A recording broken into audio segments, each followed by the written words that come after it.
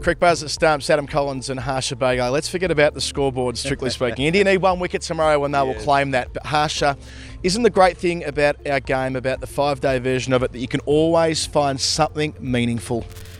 I like the fact that resisting, that denying the opposition has and there's glory in doing that is such a big part of our game. I mean, everyone knows what's going to happen. And yes, there's that a minor little victory for England that you said, you wanted to finish it today, we didn't allow you, because defiance is a big part of Test match cricket. I thought Josh Buttler, Ben Stokes, fabulous. And Jasprit Bumrah with that searing second new ball spell was fantastic. Yeah, Butler's maiden Test 100. We said last week at Lords, part of the reason why India needed to bat through was that they'd make the England bowlers have to warm up again. That's exactly what England have achieved today. If nothing else, India have to get ready to play cricket tomorrow when they could have had their feet up on the way back to London. Instead, they'll be playing cricket. But when they are complete, Jasprit Bumrah, let's start there. 5 wickets on a hat-trick at one stage.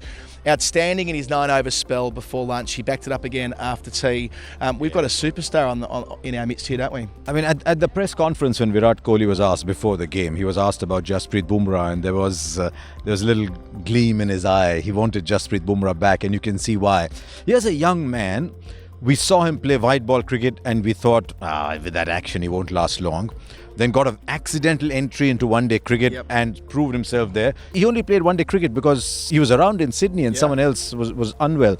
And then came into Test match cricket, and what a start he's had. That second new ball spell. I've been watching cricket for a long time, and believe me, for someone who started off watching only medium pacers, to see someone making people hop with the bouncer, that ball to Johnny Bairstow. How good is that? I mean, it doesn't matter if you got a broken finger or no, the hand had nothing to do with it. The ball to Johnny Bairstow to Castling to put him on a hat-trick. The ball to Chris Wokes, you're not going to see a better bouncer than that. And what it did so well early in the day was he complemented Ishant Sharma, who was coming downhill, he was going uphill. Ishant picking up wickets in the first and third over of the morning. There's such a lethal combination, those two. They could just about, on their own, pose one of the most imposing new ball combos in the world. If there's only one thing I would request of Jasprit Bumrah, it's that front foot. We saw it in the Champions Trophy.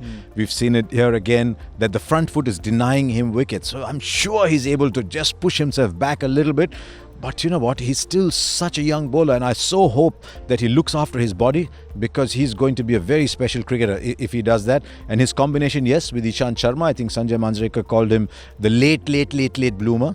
But he's bowling as well as he has. Better to left-handers than to right-handers, but it's a good partnership going. I still think there's room for the third seamer. I think there's so much Shami has to offer, but we didn't see enough of that today. Yeah, barely required due to the aforementioned pair. As for England, you mentioned denial. That's what it was all about. At 62 for 4 after 4 of their top order nicked off in inglorious circumstances, particularly Keaton Jennings. There'll be a lot of scrutiny there. It was the combination of Josh Buttler and Ben Stokes. They both elevated one spot due to Johnny Bairstow's broken finger, but they denied themselves runs for a long period of time to build a foundation to get England, not back in the Test, but back into day's cricket. That's why Buttler so richly deserved a maiden 100. He did. And you know, this is something I think we'll talk about at the end of the day as well, is that there's a lot of people we thought were white ball players who are now making the transition. We've seen 5 in this Test match. We've seen Rishabh Pant, we've seen Hardik Pandya, we've seen Josh Buttler. Ben Stokes is the leading white ball player. I mean, he was the most expensive player in the IPL. He was player of the tournament in the IPL. We're seeing all these white ball players come in, and I just wonder now if T20 is giving them confidence to play on the big stage, and they're using that to come into red ball. It's still, the sample size is still small, but we're seeing that. I thought Josh Buttler's innings was a wonderful example of how a good player in a certain form of the game can become a good player in another form of the game. And after all that, we still had time for an implosion from India at the end of the day, which just capped it off beautifully. They had to take the extra half an hour to finish it off, and even that wasn't enough. So tomorrow we come back in the very unusual circumstance where 1 wicket's required on day 5. Almost always a Test match will finish in 4 days in that situation. But it was worth it just to see the way the players would... You've been in how many of these? This is my third in the last couple of years. Where the extra half hour hasn't produced a wicket. That's right. It seems to follow me around the cricketing world, but it's all worth it because of the drama. That last over, Ashwin bowling to Jimmy Anderson and Rashid, and the way that last over played out with Rashid hand over the top of the bat, it was just great drama. You can't top it. And who knows for how long we are coming back. So I'm going to take this mic and ask Adam Collins, the expert of coming back for a very little duration the next day. How much longer is this going to last? 11 balls, just as it was in Durban earlier in the year when Australia finally did the job over South Africa.